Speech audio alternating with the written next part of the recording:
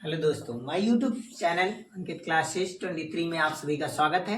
चलिए हम लोग आते हैं कि क्लास 10 डॉक्टर मनोहर रे। अगर हम बात करते हैं जैसे एनसीईआरटी यूट्यूब में बहुत ज़्यादा कंटेंट है, ठीक है। तो जैसे मैंने देखा कि मनोहर रे का क्वेश्चन बहुत ज़्यादा है बट उसको सॉल्व बहुत कम लोगों ने किया है। तो मैंने सोचा कि अगर मैं उस कंटेंट को कुछ अच्छा सा करना चाहूँ तो उसके लिए बेस्ट प्लेटफॉर्म है, ठीक है।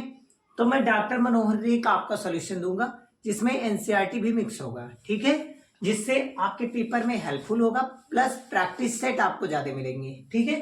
तो चलिए सबसे पहले आते हैं कि chapter first A, exercise first A में, मतलब एक ए में इस प्रकार से कुछ क्वेश्चंस हैं और भी क्वेश्चन है। 15 क्वेश्चन है टोटल, 10 क्वेश्चन मैंने लिखा है और एक एक करके फुल सोल्यूशन दे रहा हूं, ठीक है। पहला क्वेश्चन है, दिया गया 20 और 40 के बीच समस्त धन पूर्णांक बताइए, ठीक है।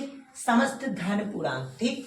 अगर आपसे धन पूर्णांक कहा जाए तो धन पूर्णांक का मतलब ये नहीं होता कि सम बताना है या विषम बताना है, सब बताना होगा। मतलब प्लस में जीरो के उधर, मतलब 1 2 3 डॉट डॉट डॉट इनफाइनाइट तक के नंबर सभी धन पूर्णांक में आएंगे, ठीक है। लेकिन अगर ये चीज सम धन पूर्णांक कहा गया होता तो 2 होता। अगर मैं यहां पर जो समस्त सम धन पूर्णांक लगा दूं, क्या लगा दूं? समस्त सम धन पूर्णांक। तो जब सम धन पूर्णांक हो जाएगा तो जैसे यहां पर आप सम लगाएंगे ना, ये तो धन पूर्णांक है, जैसे आप यहां लगा देंगे सम धन पूर्णांक, वैसे ये 1, अब जो 2 से डिविजिबल है वही लिखा जाएगा। जो 2 से कट जाए तो 2 एक 2, 2 दूनी 4, 2 3 6, 2 चौक 8, 2 पच्चे 10, ऐसे डॉट डॉट डॉट ये सब नंबर होंगे, क्या होंगे? सम धन पूर्णांक। तो किसके किसके बीच चाहिए? 20 और 40। तब 20 और 40 के बीच अगर हम निकालेंगे तो 20 और 40 के बीच सम धन पूर्णांक कितने होंगे? तो 20 के बाद कौन आता है? 22। जब बीच कह दिया जाए तो ये दोनों नहीं लेना है, इन दोनों के अंदर का चीज लेना है। तो 22 हो गए, 22 के बाद 2 जोड़ते चले जाइए, 24, 24 में 2 जोड़िए 26, 26 में 2 28, 2 30, 2 32, 2 34, 2 36, 2 38, ठीक।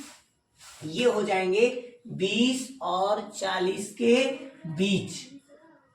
क्या है ये? सम धन पूर्णांक। क्या है? सम धन पूर्णांक। पहला क्वेश्चन आप सभी को बहुत अच्छे से आ गया होगा। चलिए नेक्स्ट क्वेश्चन पे आते हैं, इसको रफ कर देते हैं। सीखते रहिए, खूब अच्छे से सीखिए। जो भी नहीं आएगा आप कमेंट बॉक्स में जरूर बताएं। जैसे सेकंड क्वेश्चन क्या है, पढ़िए।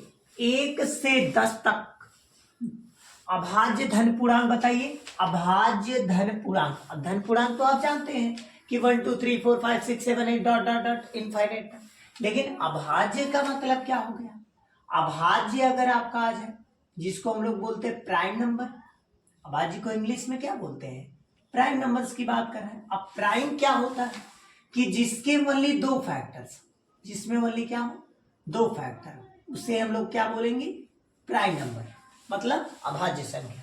जैसे सबसे छोटी अभाज्य संख्या कौन होती है? 2, उसके बाद 3, फिर 5, फिर 7, फिर 11, फिर 13, ऐसे डालकर। अब इसके देखिए, ये 1 से डिविजिबल और 2 से, ये भी 1 से और 3 से, मतलब एक स्वयं से और एक 1 से डिविजिबल हो, बाकी किसी से ना हो। अब आप कहेंगे 9 क्यों नहीं होता? क्योंकि 9 1 से भी डिविजिबल है, 3 से भी डिविजिबल है और 9 से भी। 3 नंबर हो गए, इसीलिए इसको प्राइम नहीं कहा जाता, इसको ऑड नंबर कहा जाता है, ठीक है, मतलब विषम संख्या, ठीक है। तो विषम संख्या और अभाज्य संख्या में अंतर है, ठीक है। तो आप सभी को अच्छे से आ गया होगा। किसके बीच पूछा गया? 1 से 10 तक। तो 1 से 10 तक अगर हम बात करें किसकी? अभाज्य धन पूर्णांक क्या होगा? तो अभाज्य धन पूर्णांक क्या होगा? आपको मिलेगा क्या? 1 के बाद 1 तो आपका विषम है। सबसे छोटी कौन सी संख्या है? 2, 2 के बाद कौन? 3, 3 के बाद 5, 5 के बाद 7 और 7 के बाद 11, तो 11 लेना नहीं है। तो 2 3 5 और 7, ये आपका हो जाएगा दूसरे का आंसर, ठीक है। चलिए नेक्स्ट क्वेश्चन आते हैं। तीसरा क्वेश्चन क्या है, 2a+1 का क्रमनुयायी पूर्णांक बताइए। मतलब 2a+1, देखिए सबसे पहली कॉन्सेप्ट आप पकड़िए कि अनु, पहले हम लोग को कहा क्या गया है, क्रम और प्लस अनुयायी। पहले वर्ड पकड़ना सीखिए, यदि वर्ड आपको पकड़ने आ गया ना तो फिर लगाने आ गया। अगर ये क्रम प्लस अनुयायी लिखा है तो इसको हम लिखते हैं क्रमानुयायी, ठीक है।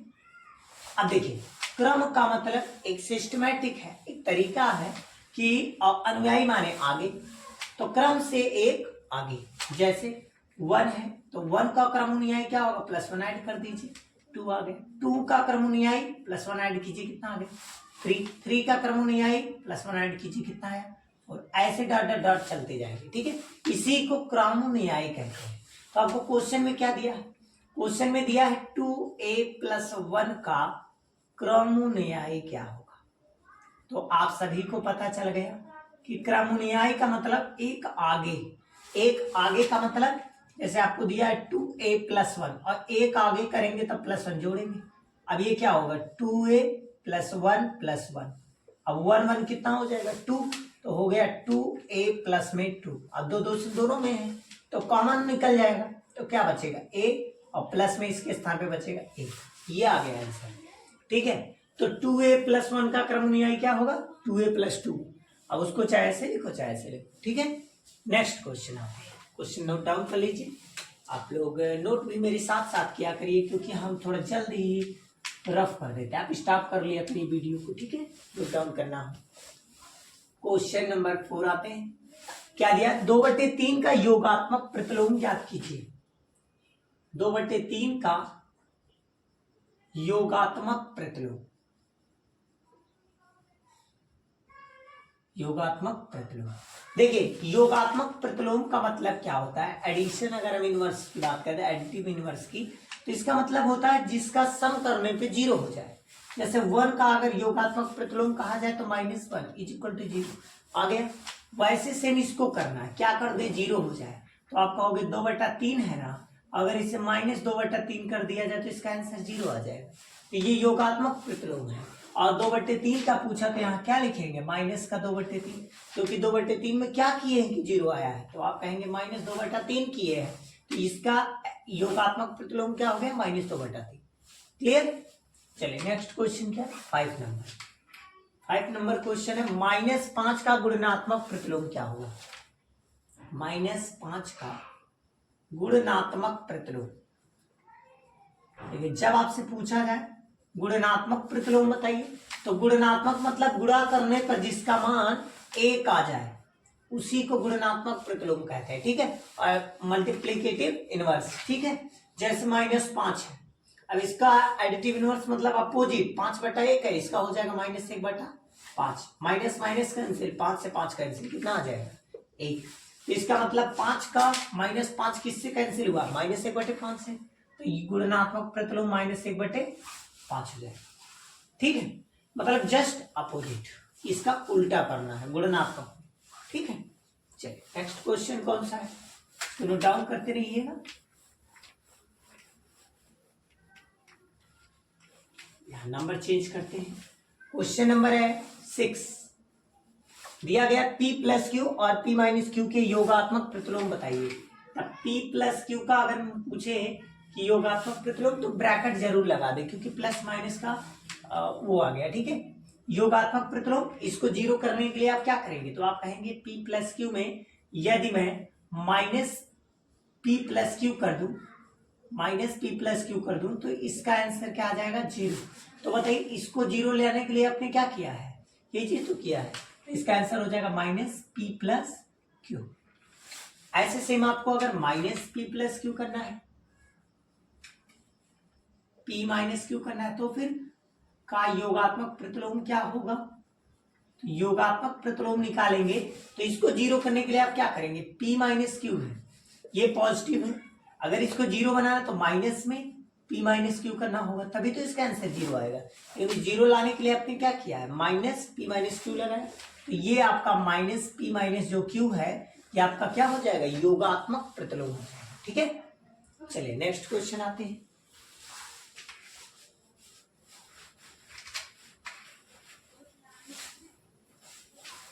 क्वेश्चन नंबर 7, यक्स के किस मान के लिए 5 गुणे 3 गुणे 2 बराबर 5 गुणे 3 और गुणे में x का कथन सत्य है। देखिए किसके आधार पे लगाएंगे, वितरण नियम के आधार पे। किसके? वितरण के नियम से। वितरण का नियम क्या है? अगर वितरण का नियम आप बात करेंगे तो वो ऐसा है कुछ, a गुणे b गुणे c, ठीक है। तो इसको आप लिख सकते हैं a गुणे b और गुणे में c, ठीक, ऐसे आप लिख सकते हैं। तो आप इसको कैसे लिखेंगे, तो 5 गुणे में 3, ठीक, और इसको क्या कर देंगे, इज इक्वल टू, यहाँ पर इज इक्वल टू क्या होगा, 5 इंटू 3 इंटू में यक्स। ये देखिए 5 इंटू 3 5 इंटू 3 क्या हो गया, कैंसिल। यक्स के प्लेस पे क्या मिला, 2। तो ये आपका आंसर आ गया, ठीक है। नेक्स्ट क्वेश्चन, क्वेश्चन नंबर 8 आते हैं, इसको नोट डाउन करते रहिए आप लोग। क्वेश्चन नंबर 8 क्या दिया गया है,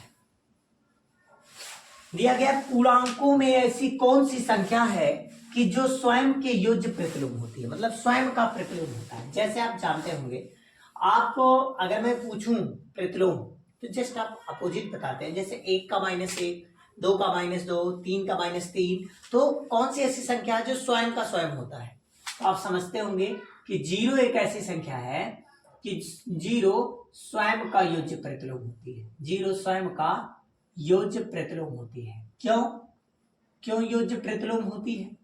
अब अगर हम बात करें क्यों होती है तो आप बताएंगे क्योंकि 0 के आगे कभी भी -0 नहीं लगता, ये गलत बात है, ठीक। 0 0 ही लिखा जाता है, तो 0 का योज्य प्रतिलोम भी 0 हो गया, इसीलिए इसमें कोई चेंजिंग नहीं होती, ठीक। नेक्स्ट क्वेश्चन नंबर 9 क्या दिया गया, यदि a समधन पूर्णांक है, a कैसा है, समधन पूर्णांक, समधन पूर्णांक है, ठीक। कौन समधन पूर्णांक है, a, और संख्या a-1, संख्या a-1 और a+1 सम है कि विषम, ये बताना। चलिए ध्यान दीजिएगा, समधन पूर्णांक का मतलब, धन पूर्णांक मतलब प्लस में सभी नंबर होने चाहिए, सम का मतलब जो 2 से कट जाए। तो 2 होगा, 4 होगा, 6 होगा, 8 होगा, 10, मतलब 2 जोड़ते चले जाइए, 10 12 और 14 16 18 20 ऐसे करते चले जाइए, ठीक है। इसमें आप कोई भी एक संख्या लेकर, 2 संख्या लेकर, 3 संख्या लेकर चेक करिए तो आपको पता चलेगा क्या आएगा ये।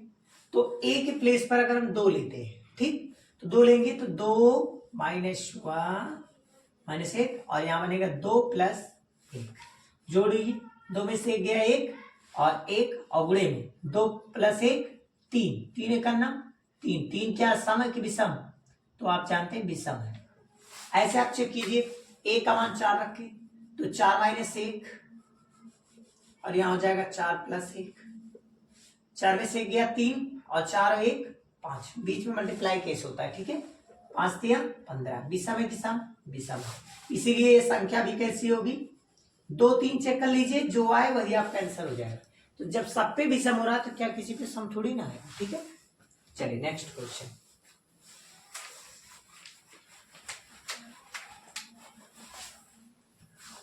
क्वेश्चन नंबर आते हैं 10 नंबर क्वेश्चन क्या दिया कि संख्या रेखा पर 5 और 7 का योग लिखिए। तो संख्या रेखा क्या होता है पहले वो सीखिए। संख्या रेखा आपका क्लास 2 में सीखे, नंबर्स लाइन, ठीक है। नंबर लाइन आप जानते होंगे, ये मिड पॉइंट है 0, इसके इधर बढ़ेंगे तो पॉजिटिव, इसके इधर बढ़ेंगे तो नेगेटिव, इधर बढ़ेंगे -1 -2 -3 और -4 ऐसे जाएंगे, और इधर बढ़ेंगे तो +1 +2 +3 लिखा नहीं जाता, ठीक है ना, ऐसे बढ़ते हैं। आपको बताना क्या है 5 और 7 का योग, तो देखिए ऐसे बनाइए। अब आप देख लीजिए आपका नंबर किस में, प्लस में कि माइनस में, दोनों प्लस है, 5 भी प्लस है 7 भी प्लस में है, इसीलिए 0 1 2 3 4 5 6 7 8 9 10 11 और आएगा 12, ठीक है। अब आप देखिए सबसे पहले 0 से 5 चलना, तो 0 से कहां चलेंगे 5 तक जाएंगे, 5 तक, ये 0 से कहां है 5, फिर 5 से जाना है कितने 7 तक, तो 5 में यदि 7 जोड़ेंगे कितना आएगा 12, यहाँ पर ये कितना हो गया 5 और 7 का अगर योग करेंगे तो कितना मिलेगा 5 और 7 का योग 12, तो सीधे 0 से 12। ठीक है, ये हो गया संख्या रेखा पर बनाने का तरीका। क्या आपको 10 सवालों में कोई दिक्कत है? चलिए 11 नंबर आते हैं सवाल, इसका स्क्रीनशॉट ले लीजिए। हम लोग आते हैं क्वेश्चन नंबर 11। ठीक है, क्वेश्चन नंबर 11 क्या है, 11 में आपको बताना है सत्य है क्या सत्य है। ठीक है, क्वेश्चन में तो दिया गया है 2 धन अभाज्य पूर्णांकों का गुणन सदैव अभाज्य होता है। यदि मैं 2 अभाज्य पूर्णांक ले लूं तो क्या मैं यदि उसका गुणा करूं तो भी अभाज्य आएगा? वही क्वेश्चन पूछा जा रहा है, 2 धन अभाज्य पूर्णांक। ठीक, 2 धन अभाज्य कौन है? सबसे छोटी अभाज्य संख्या 2 होती है, और कौन है 2 के बाद 3 है। मैंने एक संख्या मान लिया कि 2 है और दूसरी संख्या मान लिया 3 है, इसका गुणा करके बताना है। अब 2 है, 3 है, 5 है, 7 है, 11 है, 13 है, ये सब संख्याएं क्या है आपके? ये सभी संख्याएं अभाज्य पूर्णांक, तो इनका गुणन करना है। अब गुणन कैसा आता है, तो क्या अभाज्य आएगा? तो चेक करेंगे, तो 2 का 3 में गुणा करेंगे तो क्या आएगा? यदि 2 का गुणा 3 में करते हैं तो 2 3 कितना होगा 6। क्या 6 अभाज्य है? नहीं, 6 क्या है? सम है। आप इसमें इस पर कर लीजिए, 3 गुणे 5 क्या आ गया 3 पचे, 3 पचे क्या हो जाएगा 15। कैसा संख्या आया? विषम आया। क्या सम आया? नहीं, सम भी नहीं कह सकते, विषम भी नहीं कह सकते। इसका गुणा कीजिए, 5 गुणे 7 कितना आया 7 पचे 35, क्या है ये? विषम है।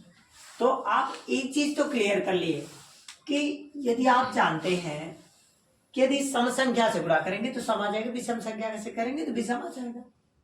अभाज्य संख्या इसमें नहीं आया, इसका मतलब जो पहला ऑप्शन है वो गलत है। गलत का मतलब फॉल्स है, अर्थात कहने का तात्पर्य क्या? असत्य है। क्या है? असत्य। ठीक, असत्य मीन्स गलत है, फॉल्स बोलते हैं। 2 धन अभाज्य पूर्णांकों का योग सदैव अभाज्य होता है। चलिए नेक्स्ट, ये ए में था, बी में क्या दिया है कि यदि मैं इनका योग करूं तो भी क्या अभाज्य आएगा? चलिए चेक करते हैं। 2 में यदि मैं 3 ऐड करूं तो कितना आएगा 5। ये कैसी संख्या है? अभाज्य संख्या। ये किसी से सिर्फ स्वयं से कटेगी और 1 से कटेगी। चलो और भी कोई जोड़ के देख लो, 3 और जोड़ लो, क्या 3 और 5 जोड़ लो, 3 और 5 क्या है 8 है। ये बताइए कैसी संख्या आ गई? सम आ गई। तो ये भी आपका फॉल्स हो गया, ये भी गलत हो गया। ठीक है ना, सेकंड भी आपका कैसा? गलत, मतलब असत्य है। क्लियर? आपको आ रहा है ना समझ में? तीसरा क्वेश्चन क्या दिया? तीसरा है ए और बी कोई 2 ऋणोत्तर पूर्णांक, ए और बी कोई माइनस वाला चिन्ह। ठीक है, मान लो ए बराबर आपका -1 और बी बराबर आपका -2। कोई भी संख्या ले सकते, कोई जरूर नहीं है 1 और 2 ही ले, कुछ भी ले सकते हैं। तो a प्लस बी भी एक सदैव ऋण पूर्णांक जी, क्योंकि आप जानते हैं ना माइनस माइनस सदैव जुड़ता है लेकिन चिन्ह माइनस उतरता है। तो आप एक चीज जानते हैं, अगर मैं a प्लस बी लिखूं, a के प्लेस पर -1, b के प्लेस पर -1, तो -1 जुड़ेगा लेकिन आएगा क्या -2। तो क्या माइनस में आया? जी हाँ, इसीलिए तीसरा ऑप्शन आपका सत्य है, ट्रू है। क्लियर? नेक्स्ट अब क्वेश्चन नंबर 12, इसको नोट डाउन कर लीजिए और मैं इसको रख कर देता हूं। ठीक है, चलिए क्वेश्चन नंबर 12 आ गया। क्या है दिया? a+1, a+2, a+3। ठीक है, संख्या 24 से पूर्णतः विभाजित होगी। a एक धन पूर्णांक होनी चाहिए, तो दिखाओ ये कैसे होगी। ठीक है, तो एक धन पूर्णांक, धन पूर्णांक का मतलब 1 2 3 4 कुछ भी हो सकता है। तो यदि मैं a की वैल्यू 1 लेट कर लूं तो क्या इसको चेक करूं? a+1, a+2 और a+3 क्या है? ये 24 से कटेगी तो यहाँ 1 रखेंगे, 1+1, 1+2 और 1+3। 1 है, 1 का मल्टीप्लाई करेंगे 1 ही आएगा। 1 1 2, 2 1 3, बीच में मल्टीप्लाई केस होता है। ठीक है, 3 1 4, मल्टीप्लाई कर लीजिए, टोटल कितना आएगा? देखिए 2 3 6, 6 4 24, मतलब 2 3 6 और 6 4 24। तो 24 क्या 24 से कटेगा? नहीं कटेगा। तो ये पूर्णतः विभाजित हो जाएगा। पूर्णतः मतलब जिसको भाग देने पे उसका आंसर एक आ जाए, उसी को कहते हैं पूर्णतः विभाजित हो गया। ठीक है, पूर्णतः कट गया। चलिए क्वेश्चन नंबर आते हैं 13 क्वेश्चन क्या है? 13 नंबर क्वेश्चन है, ए आपका कोई समधन पूर्णांक है। इस समधन पूर्णांक का मतलब ये आपका 2 होगा, 4 होगा, 6 होगा, 8 होगा, इसी प्रकार से होगा। और बी एक विषम धन पूर्णांक। विषम का मतलब जैसे 1 होगा, 3 होगा, 5 होगा, 7 होगा, 9 होगा, डट डट डट। अभाज्य नहीं कहा है, विषम कहा है। ठीक है, फिर का कौन सी संख्या सम होगी चेक करना है। एक ए स्क्वायर दिया गया है, बी स्क्वायर और ए प्लस बी और ए गुणे बी, फिर दिया गया ए प्लस 1, फिर दिया गया बी और बी प्लस 1। चलिए चेक करते हैं। अगर मैं ए की वैल्यू क्या लेट कर लूं 2, तो 2 रखूंगा, 2 2 जा 4, क्योंकि सम संख्या का वर्ग भी सम ही संख्या आएगा, तो ये कैसा होगा? सम आएगा। क्लियर? ये बी का विषम का अगर वर्ग करूंगा तो विषम ही आएगा, विषम का वर्ग तो विषम ही आएगा। 3 का वर्ग कर लीजिए, 3 3 का 9, वो भी विषम ही है। तो विषम का वर्ग विषम होगा और सम का वर्ग सम होगा। ठीक, और ए प्लस बी का ए के प्लेस पे 2 पुट कीजिए और बी के प्लेस पे 1, तो 2 1 कितना आ गया 3। तो 3 कैसा नंबर है? विषम है, तो ये भी विषम आएगा। ठीक, कोई और नंबर चूज कर लीजिए, 2 और 3, 2 3 5, वो भी विषम है। 2 5 7, वो भी विषम है। ठीक, ऑड नंबर है। चलिए ए की वैल्यू 2 और बी की वैल्यू 1, 2 1 जा 2, 2 कैसा नंबर है? सम संख्या। आप कोई और उठा लीजिए, 2 और 3 ले लीजिए, तो 2 3 6, तब भी सम आएगा। 4 3 12, तब भी सम आएगा। कोई भी नंबर ले सकते हैं। इसमें देख लीजिए, ए की वैल्यू क्या लेंगे 2, यहाँ लीजिए 2 + 1 क्या आएगा? 2 + 1 3 और 3 2 जा 6। यदि विषम का गुणा सम में कर दिया जाए तभी आंसर किस में आता है? सम में आता है। ठीक, यही चीज बी की वैल्यू कोई भी ले लीजिए, लेट कर लेता हूँ 1 और यहाँ में ले लूँ 1 + 1, तो 1 + 1 2 और 2 को 1 जा 2। यहाँ में अगर 4 ले लूँ तो क्या हो जाएगा? 4 1 5 और 5, तब भी आ जाएगा सम। ये कैसा नंबर होगा? सम। क्लियर? आप सभी को 13 नंबर भी बहुत अच्छे से आ गया होगा। ठीक है, और नोट डाउन कर लीजिए इसको। चलिए हम लोग आते 14 नंबर क्वेश्चन क्या कहा जा रहा है। 14 में कई पार्ट वाइज क्वेश्चन दिए। एक क्वेश्चन क्या दिया गया? 3 × 8 + 7 और 3 × अगर ऐसी कंडीशन है तो आप वितरण नियम पढ़ें। पहले आपको एक एक नियम आना चाहिए। वितरण नियम क्या है? देखिए, वितरण नियम का मतलब होता है कि जैसे मैंने ए लिखा, क्रॉस में बी प्लस मैंने सी लिखा। ठीक है, ए क्रॉस बी प्लस सी। ठीक, तो इसको कैसे लिखते हैं? एक बार इसका मल्टीप्लाई इसमें करेंगे, तो इसका मल्टीप्लाई करेंगे तो ए × में बी होगा। मतलब एक बार इसमें मल्टीप्लाई, एक बार इसमें करेंगे ए गुणे बी और बीच में प्लस लगाए प्लस, फिर लिखेंगे ए गुणे में सी। ये प्रोसेस। ठीक, तो इसको कहते हैं वितरण नियम। ठीक है, चलिए सेकंड आते सहचार्य नियम क्या है। चलिए पहले हम नियम सीख लें।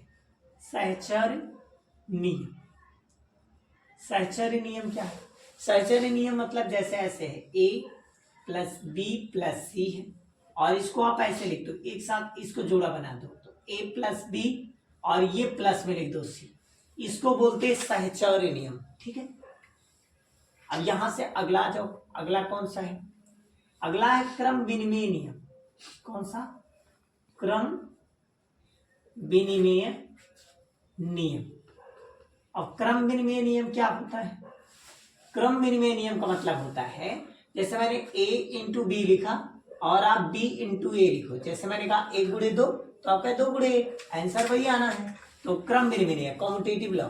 ठीक है, एसोसिएटिव लॉ, कम्यूटेटिव लॉ। ठीक है ना, ये सब होते हैं। अब आपका अगला कौन सा है? अगर मान लीजिए ऐसे कुछ आ जाए, जैसे मान लीजिए निरसन नियम। निरसन नियम भी आप जान लीजिए, इस पे भी क्वेश्चन मिलता है। निरसन नियम, निरसन नियम क्या है? इसका मतलब है कि जैसे मैंने ऐसे कोई संख्या पुट किया, मान लीजिए मैंने पुट किया a × b। ठीक है ना, और आपका मिला a × में c। मैंने पूछा और मैंने यहाँ पे लिख दिया c = b, ये मैंने लिख दिया। तो आप देखिए, ये तो सेम था ना, ये दोनों कैंसिल हो जाएगा। और ये आपका b इक्वल टू सी आ गया, c इक्वल टू b लिखो, चाहे b इक्वल टू सी। तो ये आपका निरसन नियम, ये क्रम विनिमय, ये सहचर्य, ये वितरण। ठीक, अब चेक कीजिए कौन क्या है। पहला वाला आपको इस तरह दिख रहा है, वितरण नियम है। दूसरा इस तरह दिख रहा है, सहचर्य नियम। तीसरा क्रम विनिमय नियम है। चौथा निरसन नियम है। अब अगला आ जाते हैं क्वेश्चन नंबर 15, और इसी के साथ आपका चैप्टर फर्स्ट एक कंप्लीट। ठीक, ऐसे ही आपको सेकंड मतलब फर्स्ट बी का भी मिल जाएगा वीडियो। ठीक है, देखिए यहाँ पर संख्या रेखा -5, -2, 0, 1, 2, 5। ठीक, अब कैसे दिखाओगे? सबसे पहले 0, फिर -1, -2, -3, -4, -5। यदि आप लेफ्ट में जाते तो माइनस में, और राइट में जाएंगे तो प्लस में। इधर माइनस इधर प्लस, तो 1, 2, 3, 4 और 5। पहले कौन है? -5, तो -5 ये मिला। फिर कौन मिला? -2 ये, फिर उसके बाद 0 ये मिला। फिर आप देखिए 1 ये मिल गया आपको, 2 ये देखिए मिल गया, और 5 ये मिला। आपका हो गया कंप्लीट। नामकरण आप चाहे कर सकते हैं, A, B, C, D, E और F। क्लियर? आपका चैप्टर द एंड हो गया। और इसी प्रकार की वीडियो पाने के लिए आपको ज्यादा से ज्यादा शेयर, लाइक, सब्सक्राइब करते रहें, और 1B आप जल्द ही आएगा।